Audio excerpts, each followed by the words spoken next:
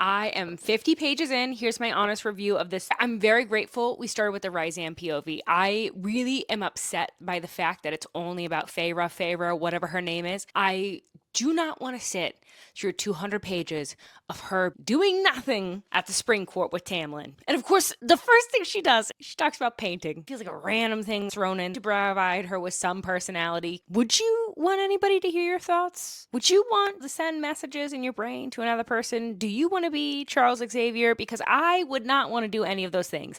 I would be terrified that I accidentally send them to the wrong person. I would never want that power. That's not a superpower I would ever want.